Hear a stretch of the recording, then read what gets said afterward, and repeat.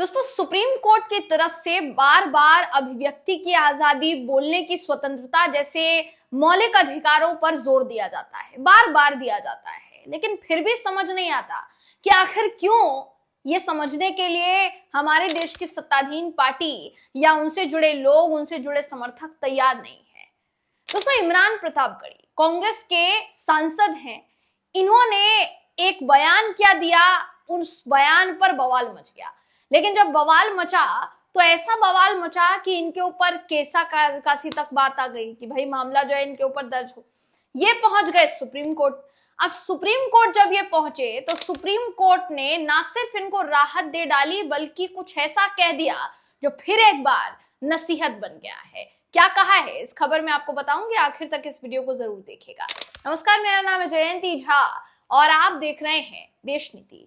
इमरान प्रतापगढ़ी को लेकर supreme court ने बहुत बड़ा बयान दे दिया दोस्तों, और ये जो बयान है ये उस हर शख्स के लिए नसीहत बन चुका है, उस हर शख्स के लिए नजीर बनना चाहिए जो भी किसी के बोलने पर, किसी के कुछ शायरी बोलने पर या किसी के कुछ विरोध जताने पर सीधा उस पर मुकदमा करने जैसी बातें कहता है या उसके खिलाफ जो है कानूनन कार्यवाही की बात कहता है। अब कहा क्या है सुप्रीम कोर्ट ने, ये आगे आपको बताऊंगी, मगर उससे पहले जो खबर आपको दिखा रही हूं उसके जरिए आपको पूरा मामला क्या है ये बता देते हैं। दोस्तों, आपकी स्क्रीन पर इस समय खबर आपको देखिए दिखा रहे हैं। ये जो पूरा मामला है ये इस फैसले के तहत कोर्ट जो है सुप्रीम कोर्ट ने गुजरात में कांग्रेस सांसद इमरान प्रतापगढ़ी के खिलाफ जो एफआईआर एक दर्ज की गई थी उसको रद्द कर दिया है कोर्ट ने।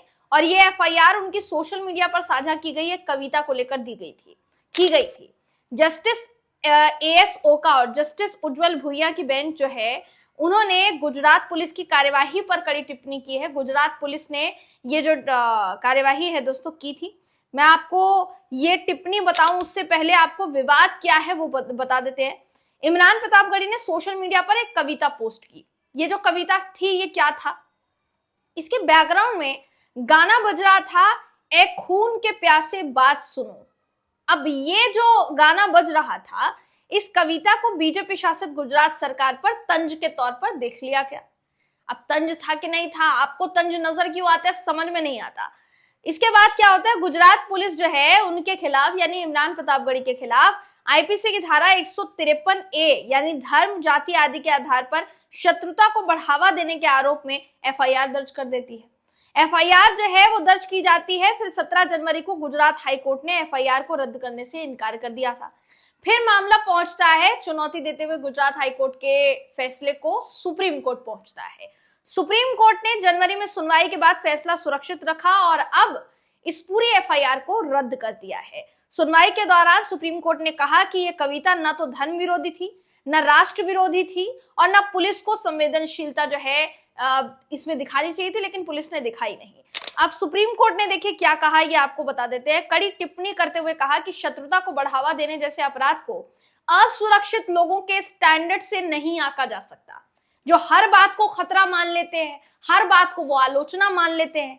ये फैसला ऐसे समय में आया दोस्तों जब आपकी जानकारी में ये बात होगी कि देश भर में कुणाल कामरा की टिप्पणी बहुत ज्यादा इस समय चर्चा का विषय बनी हुई है। ऐसे में अंदाजा ये लगाया जा रहा है कि फिलहाल तो उनको ऐसा बताया जा रहा है उन्होंने मद्रास हाई कोर्ट में अपील जो है वो दायर की और वहां से उनको राहत मिली है, मगर फिर अगर ज्यादा एफआईआर जो है की जाती है, क्योंकि बताया जा रहा है कि 2 से ज्यादा एफआईआर अब उनके खिलाफ कर दी गई है और बहुत ज्यादा एफआईआर कर दी गई है। अब ऐसे में अगर वो सुप्रीम कोर्ट में इसको चुनौती देते हैं तो क्या जो इमरान प्रतापगढ़ी के लिए टिप्पणी की गई सुप्रीम कोर्ट की तरफ से, क्या वही टिप्पणी जो है वो कुणाल कामरा के केस में भी की जाएगी? सवाल ये फिलहाल के लिए पूछा जा रहा है। हालांकि कुणाल कामरा ने दोस्तों जो शब्द इस्तेमाल किए उस पर आपत्ति जताई है। खुद मुख्यमंत्री एकनाथ शिंदे ने, उनकी पार्टी के कार्यकर्ताओं ने, जाहिर तौर पर वो पूरा मामला जो है एक अगर हद तक देखा जाए तो इस पूरे मामले से अलग हो जाता है, लेकिन क्योंकि बात अभिव्यक्ति की आजादी, अभिव्यक्ति की स्वतंत्रता की आती है, बोलने की आजादी की आती है दोस्तों, तो मामले में कुछ सिमिलैरिटीज हो सकती है। इस बात की आशंका जो है वो जताई जा सकती है। अब सुप्रीम कोर्ट जो है उसने अपने फैसले में अभिव्यक्ति की आजादी को संविधान के अनुच्छेद 21 के तहत सम्मानजनक जीवन का आधार बताया है। जो बेंच इस पूरे मामले की सुनवाई कर रही थी, उस न्यायिक बेंच ने यह भी कहा कि विचारों और भावनाओं की स्वतंत्र अभिव्यक्ति एक स्वस्थ सभ्य समाज का हिस्सा है। इसके बिना सम्मानजनक जीवन की कल्पना भी नहीं की जा सकती। साहित्य हो गया, कविता हो गया, नाटक हो गया, कला हो गया, व्यंग्य हो गया, ये सब जीवन को समृद्ध करते हैं।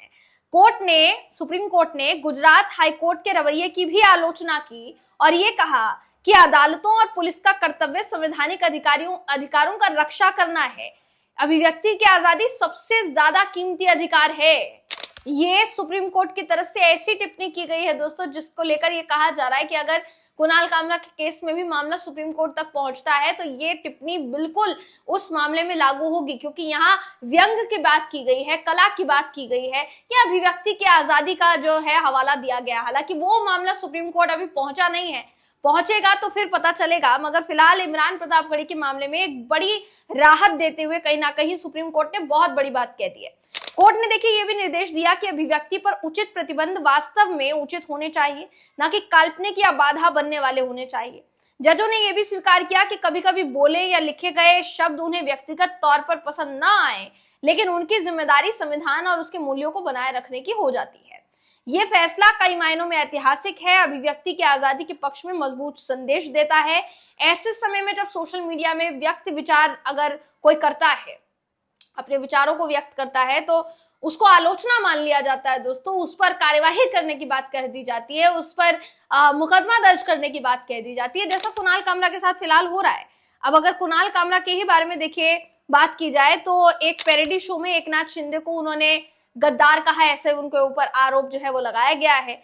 मानहानि का केस उनके ऊपर चल रहा है, ऐसा बताया जा रहा है। सुप्रीम कोर्ट का ये रुख ऐसे मामले में राहत की उम्मीद जो है वो जगा सकता है, तो सुप्रीम कोर्ट मामला जा सकता है। मगर फिलहाल के लिए देखिए ये बात की जाए तो सुप्रीम कोर्ट का ये जो फैसला है अभिव्यक्ति की आजादी को नई ऊंचाई देता है, जैसा बताया जा रहा है। इमरान प्रतापगढ़ी की जो कविता है उसको लेकर ये जो एफआईआर है इसका रद्द होना दोस्तों उनकी व्यक्तिगत जीत तो है ही, लेकिन ऐसे कई मामलों में जीत के तौर पर इसको देखा जा सकता है जिन मामलों में किसी व्यक्ति को अपनी बोलने की स्वतंत्रता जो है वो नहीं दी जाती है, अधिकार नहीं दिया जाता है।